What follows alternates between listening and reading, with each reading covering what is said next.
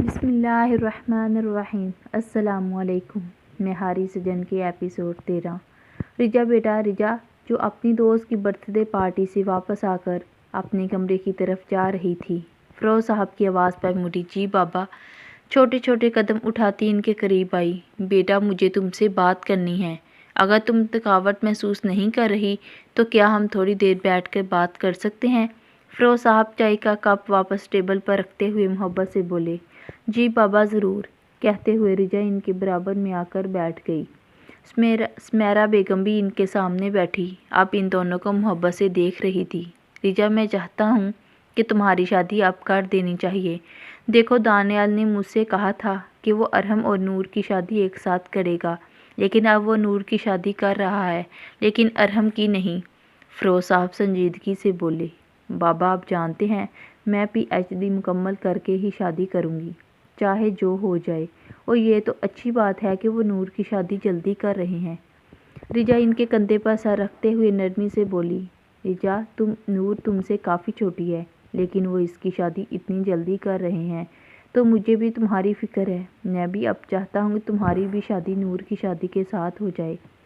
ویسے بھی ارحم کون سا کوئی دوسرے شہر میں رہتا ہے، تم شادی کے بعد بھی اپنی پی ایچ ڈی مکمل کر سکتی ہو۔ کیا ہو گیا بابا آج آپ کو، کیوں میری شادی کے پیچھے پڑ گئے؟ رجا جیسے ان کی باتوں سے چڑ گئی تھی۔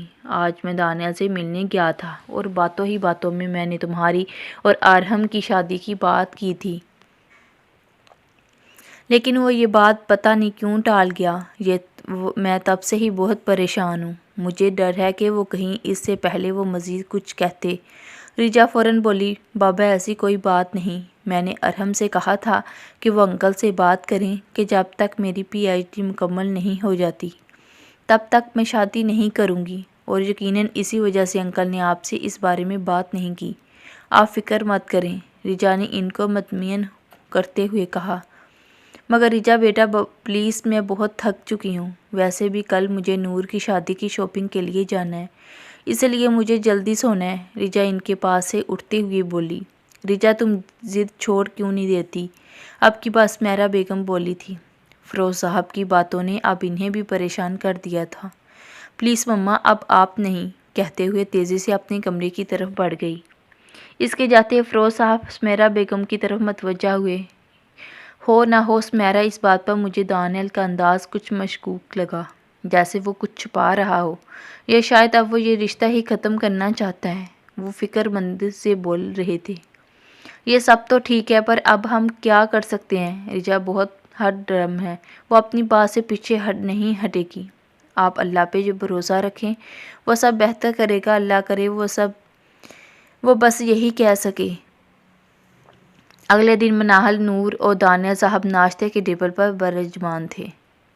کل رات رونے اور نہ سونے کی وجہ سے مناہل کی آنکھیں سوجی ہوئی تھیں۔ دانیال صاحب کے سوالوں کے ڈر سے مناہل نے دوپٹے سے اپنے چہرے کو چھپایا تھا۔ رانی نور نے اپنی پلیٹ میں انڈا رکھتے ہوئے رانی کو آواز دی، جو ان کے لیے چائے لا رہی تھی۔ جی چھوٹی بیبی، رانی چائے اس کے قریب رکھتے ہوئے ادب سے بولی۔ جاؤ جا کر ارحم بھائی کو کہو ناشتہ ٹھنڈا ہو رہا ہے، آ جائیں۔ جی بیبی جی، کہتے ہوئے ارحم کے کمرے کی طرف جانے لگی۔ رانی ارحم اپنے کمرے میں نہیں ہے، دانیال صاحب نے اطلاع دی۔ ان کی آواز پر رانی نے اس بات میں سر ہلایا اور واپس کچن کی طرف بڑھ گئی۔ تو کیا آج بھائی ناشتہ کیے بنا ہی چلے گئے؟ نور مناہل کو مکمل نظر انداز کرتی ہوئی دانیال صاحب کی طرف متوجہ ہوئی۔ کچھ دیر پہلے اس کی کال آئی تھی، بتا رہا تھا کوئی ارجنٹ کال آ گئی تھی، اس لیے پولیس اسٹیشن جانا پڑا، اور اب وہ وہاں سے کچھ دیر تک اسلام آباد کے لیے نکل رہا ہے۔ دانیال صاحب نے تفصیل بتائی۔ کیوں یوں اچانک؟ بابا شادی میں کچھ دن رہ گئے ہیں، اور بھائی ایسے نور کو ارحم کے ایسے جانے پر دکھ ہوا تھا۔ وہ کل آ جائے گا تو پوچھ لینا، کہتے ہوئے اٹھ کھڑے ہوئے۔ میں ڈرائیور کو بھیج دوں گا، اس کے ساتھ شاپنگ پر چلے جانا تم دونوں۔ جی بابا، نور نے ادب سے جواب دیا، اور مناہل بس سر جھکائے بیٹھی تھی۔